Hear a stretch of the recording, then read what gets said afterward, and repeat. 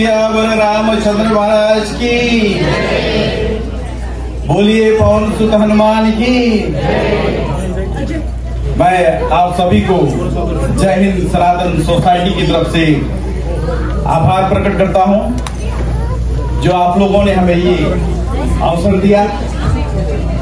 यहाँ पर जो ये महासम्मेलन हो रहा है, उसमें जितनी मंडलियां यहाँ पर कथा भाषण और भजन कीर्तन का इतना सुंदर दृश्य प्रस्तुत करके जा रहे हैं, उन सभी को हम हृदय से आभार प्रकट करते हैं। और मैं चाहता हूं कि जो भक्ति की ज्योति सीताराम मंडली के आयोजकों ने जलाई है, उन सभी को तालियों से एक बार धन्यवाद ज्ञापन करें।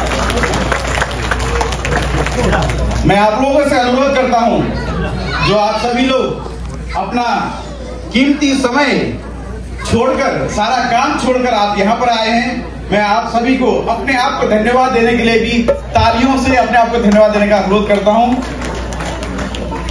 और साथ ही साथ जो हमारे बुजुर्ग लोग बैठे हुए हैं, जो हमारे मार्गदर्शक हैं, जो वर्षों से रामायण की साधना करते हुए यहाँ पर अपने शरीर के रोग व्याधि को भी भूलकर यहाँ पर उपस्थित हुए हैं, उन सभी बुजुर्गों का भी मैं सम्मान स्वरूप तालियों से स्वागत करता हूँ। और साथ ही साथ जो हमारी नेक्स्ट जनरेशन है, जो हमारे बच्चे हैं, जो यहाँ पर सारा कुछ घर का टीवी रिमोट सब कुछ छोड़कर यहाँ पर उपस्थित हुए हैं, इनके लिए भी एक बार जोरदार तालियां से स्वागत करें। और एक अंतिम ताली मैं आप लोगों से चाहता हूं, जो हमारी मंडली के सदस्य हैं, पता नहीं प्रवचन के बाद तालियां मिले ना मिले, अभी आप लोगों से अनुरोध करता हूं कि एक बार जोरदार तालियों से सभी को स्वागत करें। बहुत बहुत धन्यवाद। मैं जानता हूं कि आप लोग बहुत देर से यहाँ पर उपस्थित हुए हैं और भोजन का भी समय हो चुका है। जो लोग भोजन के लिए जा चुके हैं, वो भजन का महत्व जानते हैं। मैं आशा करता हूं कि वहां पर भोजन लेते हुए भी सुन रहे होंगे। कथा यहाँ पर पहुंची है, मैं ज्यादा भूमिका नहीं बांधता, सीधा अब जो हमारा जो पाठ है मैं वहीं पर आता हूं कि कथा कहां पर है।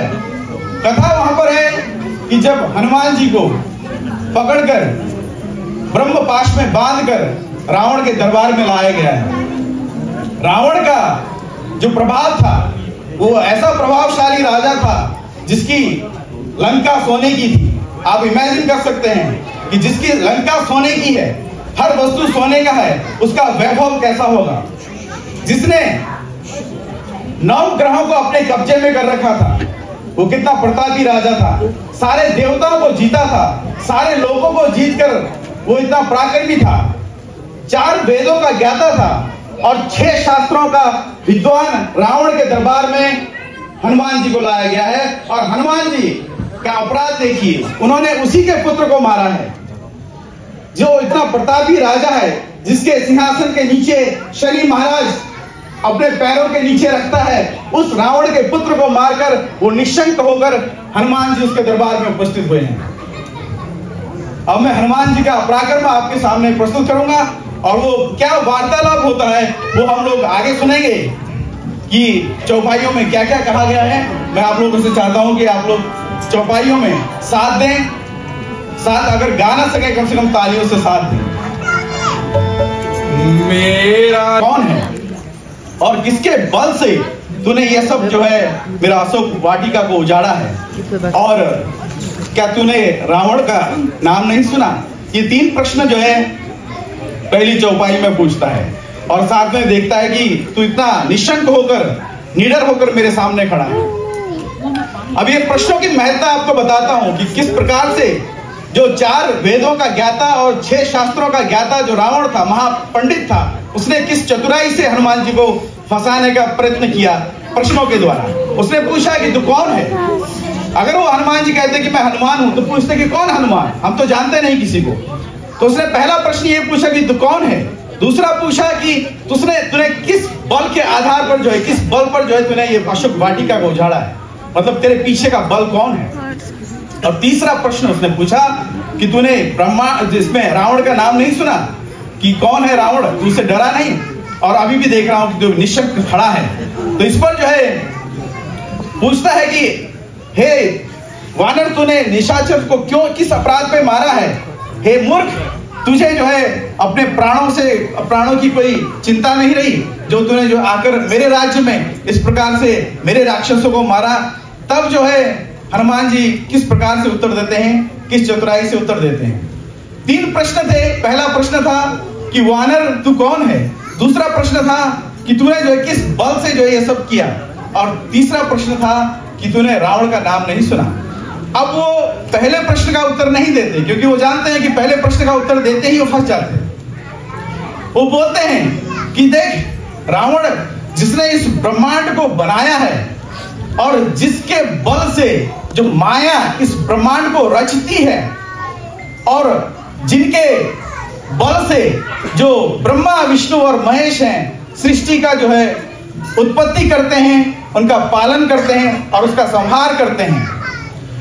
और जो शेषनाग है, सहस्रानन, जिनके सहस्र मुख थे, जो शेषनाग हैं, उन्होंने इस पृथ्वी को अपने शीश पर धरा हुआ है, जिसके बल से, और जिसके बल से जो है सारा जो ब्रह्मांड, जंगल, ये वन, सारे जितने भी यहाँ पर चराचर जगत है वो टिका हुआ है। उसी बल के बूते पर मैं यहाँ पर आया हूं। उन्होंने रावण का जो रूप प्रस्तुत किया है, आप समझ सकते हैं कि ये निराकार निर्गुण रूप उन्होंने जो है वहां पर व्याख्या किया उसका। राम जी का निराकार निर्गुण रूप, जो कि सगुण रूप राम जी के रूप में है, उसका जो है आगे की चौपाई में वो बताएंगे कि सगुण रूप क्या है। लेकिन अभी उसने जो है हनुमान जी ने जो है राम का निर्गुण रूप बताया कि वो किस प्रकार के बल है उनके पास, कौन सा बल है वो जो है कि जिसने ब्रह्मांड को रचा, जिसने जो है ब्रह्मांड को जो पालना किया, उसी बल के आधार पर जो है उसकी जो है संहार किया।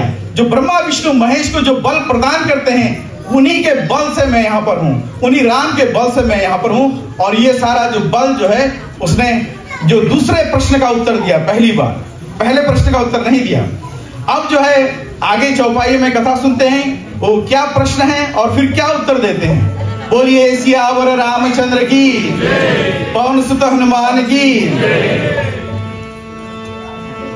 बजरंग पिनाक धनुष को तोड़कर। और तू जिनको कहता है खरदूषण बलवाना मोहि समाना, तू जैसे बोलता था कि खरदूषण जो है तेरे समान बलशाली हैं, ऐसे खरदूषण को और त्रिशिरा जैसे राक्षस और बाली को मारने वाले मेरे राम प्रभु, मैं उन्हीं के बल से यहाँ पर आया हूं। तो पूछता है ना कि किसके बल से मैं यहाँ पर आया हूं, तो सुन, इन सभी बलशालियों को उन्होंने जो है अपने बाण से मारा है। और तू जानता है कि खरदूषण तो तेरे भाई थे, उनका पराक्रम तो तू कहता है कि मेरे समान ही था। त्रिशिरा जो बहुत बलशाली थे उनको मारा, साथ ही साथ बाली को तो तू जानता है, उन्होंने वहां पे बाली का प्रसंग भी छेड़ा, क्योंकि बाली उनको जो है 6 महीने तक अपनी कांख पर दबाकर पूरा पृथ्वी का जो है चक्कर लगाता रहा था। रावण का मद जो है एक वानर ने, एक बाली ने जो है इस प्रकार चूर किया था, तो उससे डर के मारे उससे मित्रता कर ली थी। उस रावण को जो है बताया कि मेरे राम जी ने उस बाली का भी मर्दन कर दिया है, अब तेरी बारी है। अब सुन रावण, ये सारा जो बल लेकर आए हैं अब तेरे दरबार में, अब मैं यहाँ पर खड़ा हूं उन्हीं के बल से, इसी प्रकार निशंक और निडर होकर मैं खड़ा हूं। तो बोलिए महावीर हनुमान की, उनके बल को, उनके पराक्रम को ये जो वहां पर दिखा रहे हैं, ये सभी बल, ये सभी पराक्रम जो राम जी की कृपा होती है, तो वही पराक्रम हमारे हृदय से हमारे हर कर्म में दिखता है। तो आगे दोहा आप लोगों को सुनाते हैं, फिर उसके बाद थोड़ा सा कथा को आगे ले जाकर, समय भी हमारे पास कम है, फिर विश्राम देंगे।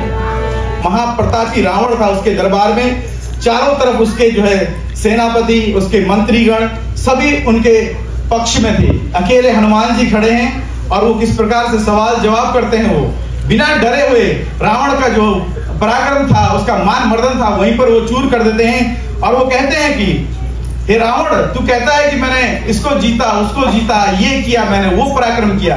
तू जानता नहीं श्री हरि जो मेरे राम जी हैं, वो उनके कितने ब्रह्मांड उनके हाथों से, उनकी माया से जो है रचना होती है, तुझे पता ही नहीं है। तू तो 2-4 भुवनों को जीत कर सोचता है कि उनके जो छोटा सा अंश है उसको जीत कर सोचता है कि मैंने बहुत बड़ा काम कर लिया और मैं बहुत बड़ा पराक्रमी हूं। तू जानता है अभी मैं ये सारी चीजें जो राम जी की बताई, मैं उन्हीं के बल से यहाँ पर हूँ। और तूने पूछा था ना कि किसके बल से तू यहाँ पर आया है, मुझे लगता है कि ये पूरा हो गया है। और साथ ही साथ अब तू पूछता है कि तू कौन है, मैं उन्हीं निराकार और साकार ब्रह्मा जो हमारे राम जी हैं, पर ब्रह्मा हैं, उन्हीं का मैं दूत हूं। उन्होंने अपना परिचय जो है इस प्रकार से दिया, अपने बल के, अपने पराक्रम की कुछ भी बात वहां पर नहीं की। उनकी महानता देखिए, वो 100 योजन समुद्र लांग कर आए थे, एक छलांग लगा कर आए थे, पूरा अशोक वाटिका को उजाड़ कर आए थे, उसके पुत्र को मार कर आए थे, उसके मंत्री के पुत्र को भी मार कर आए थे। बचपन में ही उन्होंने सूर्य को निकलने का जो दुस्साहस भी किया था। सारे देवताओं और ब्रह्मा जी से उन्हें किस प्रकार के वरदान प्राप्त थे, तब भी उन्होंने एक अंश मात्र भी अपनी चर्चा नहीं की। उन्होंने बोला ये सभी के बावजूद मैं कौन हूं, मैं उन्हीं राम का दूत हूं। ये महानता हमारे पवन पुत्र हनुमान को बहुत ऊपर तक हमें सोचने पर मजबूर करती है कि वो कितने महान थे। और साथ ही साथ उसी के दरबार में उन्होंने कहां तक कह डाला, जबकि सारे उसके जो सगी संबंधी थे, उसका मान कितना बड़ा था। वहां पर उन्होंने बोला कि मैं उन्हीं राम का दूत हूं, जिनकी नारी को, जिनकी पत्नी को, जिनकी भार्या सीता माता को तू चोरों की तरह चुरा कर लाया, तू वहां से उठा कर लाया। अगर तू वहां खड़ा होता तो राम जी तेरी भी वहीं पर जो है हत्या कर देते, तेरा मर्दन वहीं पर कर देते। लेकिन तू डर के मारे चोरों की तरह मरीज को स्वर्ण का मिर्ग बनाकर छल से लेकर आया है तू, और बड़ी बातें करता है हमारे सामने।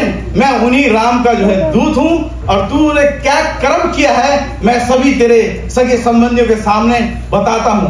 वो जो छल से जो दूसरों की पत्नी को उठाकर ले आया था, ये बहुत बड़ा जो है अज्ञानी पूर्वक काम किया था। रावण के पास एक समस्या थी, वो महाज्ञानी था, लेकिन वो जो है बहुत घमंड से भरा होता था, उसके अंदर बहुत ही घमंड था।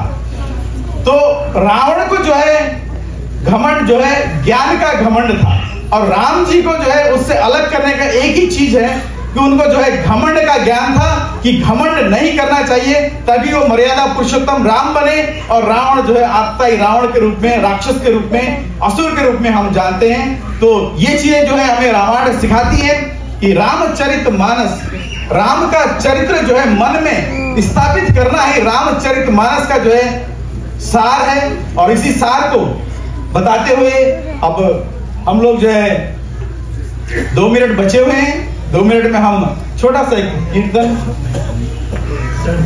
ठीक है, हमारे प्रधान जी बोलते हैं कि अब हो गया है टाइम। तो आप सभी को मैं पुनः धन्यवाद देते हुए, मैं अगर कथा वाचन में कुछ त्रुटियां हुई हो तो मैं प्रभु श्री राम जी, माता जानकी और लक्ष्मण जी से क्षमा मांगता हूँ। हनुमान जी, हमारे हनुमान जी यहीं विराजमान है, मैं उनसे भी क्षमा मांगता हूँ कि इतनी महान गाथा, इतने महान पराक्रम को अगर मेरे कहने में कुछ त्रुटियां हुई हो तो क्षमा करें। और आप सभी को पुनः पुनः धन्यवाद देते हुए सनातन, जय हिंद सनातन सोसाइटी आप लोगों से विदा चाहती है। नमस्ते, धन्यवाद। जय श्री मंडली।